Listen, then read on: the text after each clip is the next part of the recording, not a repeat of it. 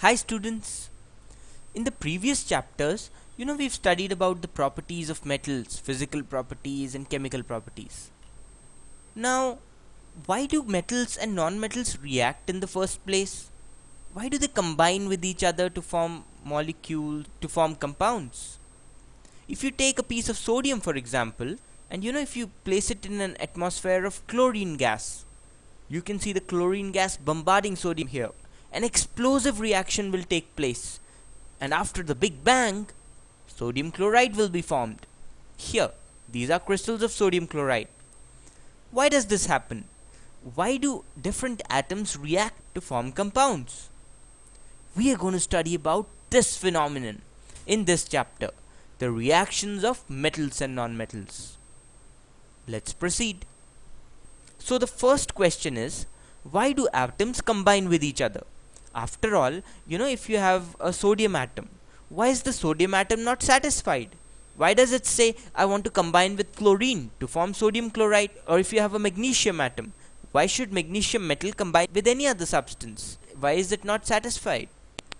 Atoms combine so that they can gain or lose electrons and attain inert gas configuration. Inert gas configuration means having 8 or 2 electrons in the valence shell. You see, scientists have found out that all atoms want to somehow have either 2 electrons or 8 electrons in their final shell. We already studied in the previous classes that all atoms consist of a nucleus, and there are electrons revolving around the nucleus in different shells. There's the K shell, L shell, M shell, N shell, isn't it? Now in the last shell, all atoms want that there should be either 8 electrons or 2 electrons. When they have 8 or 2 electrons, then they are the most stable. Understood? Why only 8 or 2 electrons? We can't understand that now. We will have to understand that in higher classes. For now, you should understand that all atoms want either 8 electrons or 2 electrons in their valence shell. And when they react with other atoms, their effort is, to either gain electrons or lose electrons such that they have 8 or 2 electrons in their outer shell. Now, this might sound confusing. So, here are some examples.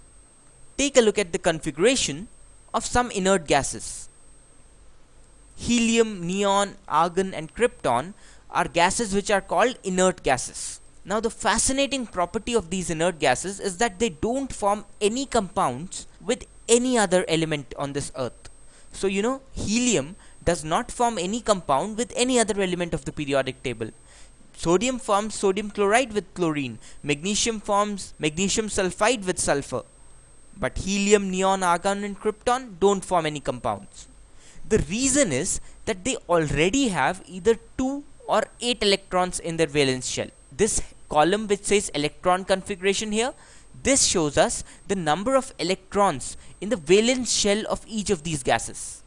Helium has 2 electrons and therefore it does not react, because atoms react so that they can attain inert gas configuration, that is so that they can have 2 or 8 electrons in their valence shell.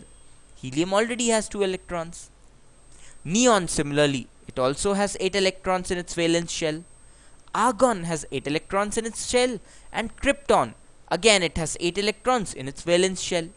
So what you can see here is that in the last shell, inert gases have either 8 or 2 electrons. So all atoms which have either 8 or 2 electrons in the valence shell will not react with other atoms. The other atoms, which need some electrons or which need to lose some electrons to get 8 or 2 electrons in the valence shell, they react to attain inert gas configuration. Understood? So that is why atoms combine. They combine to attain inert gas configuration, to attain either 8 or 2 electrons in their valence shell.